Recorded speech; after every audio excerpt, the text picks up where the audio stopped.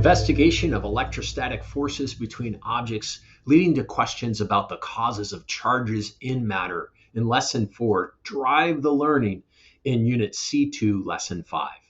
I'm Jamie Yost, an OpenSciEd teacher, facilitator, and item writer, and I'm here to provide you with an overview of how this lesson fits into the overall sequence of the unit.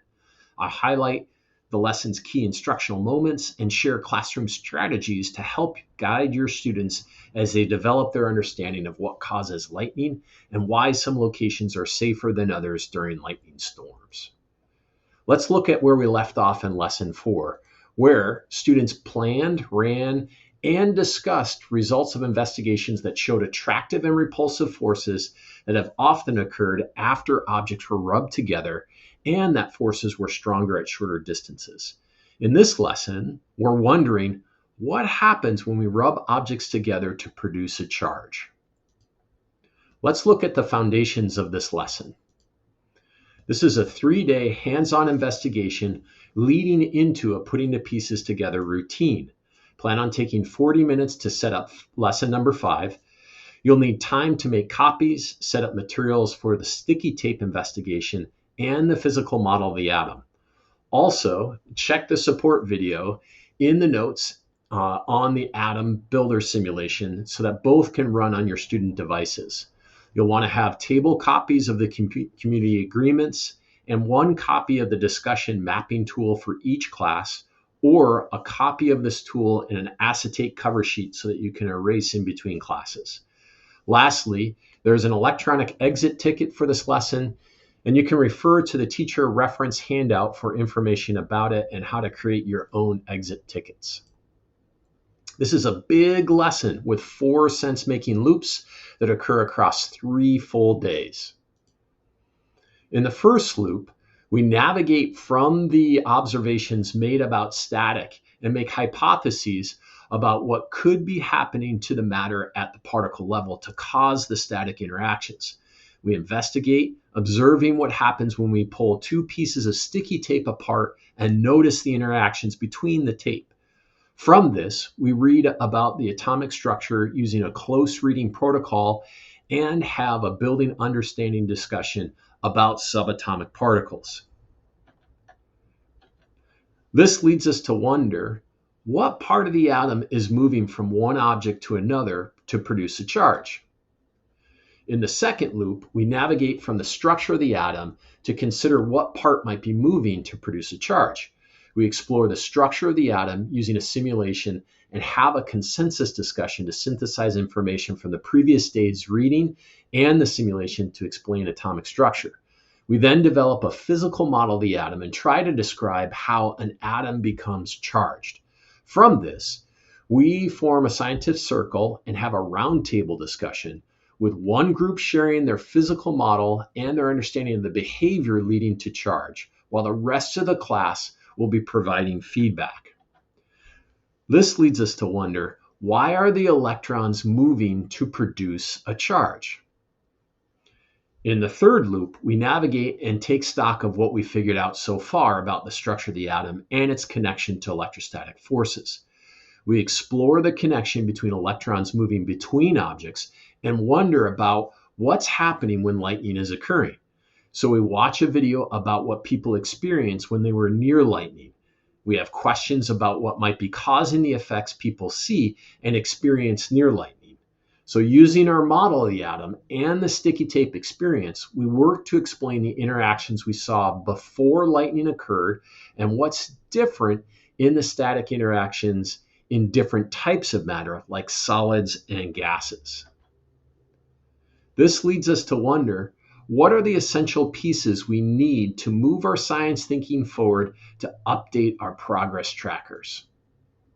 In the fourth loop, though not a distinct sense-making loop from the other sections, it does allow us an opportunity for students to update our progress tracker with essential learnings and complete an exit ticket as a formative assessment, and revisit our driving question board to evaluate which questions we've addressed, partially answered, or have not yet addressed.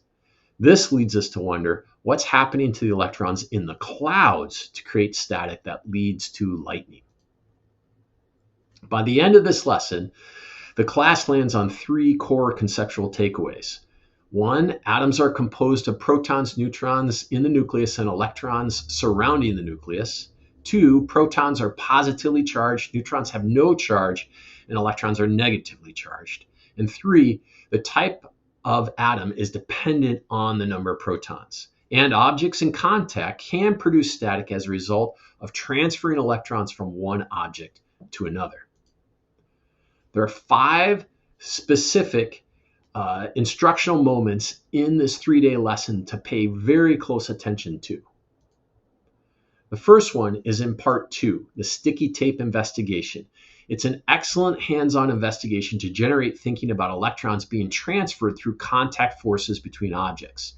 Make sure to try this out yourself before having your students do it. The setup of the investigation is essential for students to see the intended interactions. And kids being kids, sometimes they move too quickly to see the subtle nature of the interactions. I do the investigation alongside them to ensure that they are getting the order of the removal of the tape correct. From this experience, students should recognize that contact forces can lead to a change in charge. Like charges of objects repel, and unlike charges of objects have a tendency to attract. In part 3, the reading, the structure of matter, this has some excellent connections between early thoughts about the structure of matter, static electricity's connection to atomic structure, and the discovery of subatomic particles. I often jigsaw this reading after all the students have had a chance to do the coherent reading protocol. And I typically show brief videos of cathode ray tubes and the impact of charged plates on the ray's movement, and also a video of Rutherford's gold foil experiment, so students have more of a sense of what's happening in those particular experiments. The atomic structure summary table is also worth posting and saving for reference throughout this unit and in future units. In part 7, this model that's being created for the atom is really an easy model for students to build and to use to show how electrons are the likely subatomic particle that leads to the difference in charge in matter. It also provides a physical reference for calculating the charge of the resulting ions. I will often revisit this model in our next unit to help students recognize how ionic compounds form. In part 9, though this idea was introduced in part 7, it's a good idea to re-emphasize that we'll be focusing on electrons moving from one object to another as we think about buildup of charge in the cloud in our next lesson. We will see positive and negative charges in our cloud models in lesson number 6. Make sure to help students solidify their thinking about how both positive and negative charges can be explained as a result of movement of electrons only. We think of positively charged matter as having a deficiency of electrons and negatively charged matter as having an excess of electrons. In part 15, the opportunity for an electronic exit ticket, there's a lot of opportunities for formative assessment throughout OpenSciEd units, and examples of opportunities can be found and detailed in the teacher guide. In this unit, there's 2 examples of exit tickets that can be used to check in with student understanding. In addition to this lesson, lesson number 11 has an electronic exit ticket for assessment. In the lesson folder, you will find these pre-made exit tickets and how to generate your own exit ticket for other lessons as you see fit. For example, when you spin off a copy to use with your students, you can remove, edit, or change questions as you see fit for your own specific context. By the end of this lesson, we've developed an understanding of the structure of the atom and how it can be used to explain how electrons can move to create static interactions.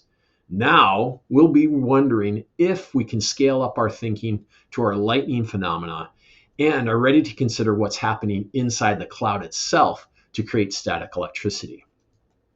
We'll take a moment to consider some tips and tricks that I've discovered from using this with my own classes.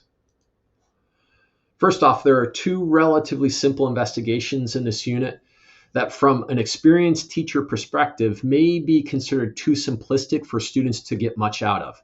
I highly disagree. Both the sticky tape investigation and the physical model of the atom we build using 3x5 cards and paper clips could be considered quick one and done experiences, but I recommend that you encourage your students to slow down and consider the subtlety of these experiences. I use both of these experiences multiple times throughout the year to get across the idea of charge transfer, attraction, and repulsion of particles. Electrostatics is a foundational idea in first year chemistry.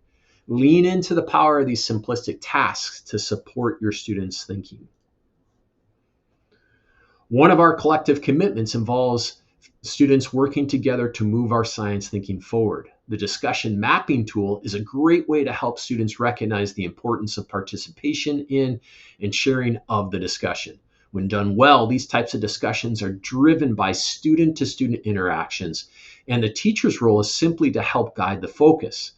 I also have students mark nonverbal interactions, not just verbal interactions. We develop common gestures like snaps for agreement during discussions and others, and this helps us to generate a safe space for student learning where everybody participates. It does take time, though I'd highly recommend the experience to allow students to visualize their own role in helping move our science thinking forward. We added several terms when exploring the structure of the atom that students should add to their personal glossaries. We also encounter a few new terms in our reading that are defined for our students.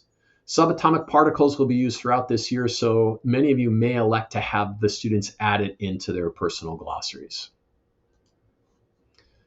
We will continue to reference our community agreements throughout this year, and I typically laminate smaller versions of our agreements to have available at our desks during key moments of future units. In addition, the atomic structure poster is one worth hanging on to reference throughout the year, particularly when we start to consider in the next unit, C.3, how atoms come together to make compounds. And that brings us to lesson 6, where we explore what's happening in the cloud to produce a buildup of static electricity. Thank you again for the time in exploring lesson 5, and I hope you enjoy your experience with this lesson and your students.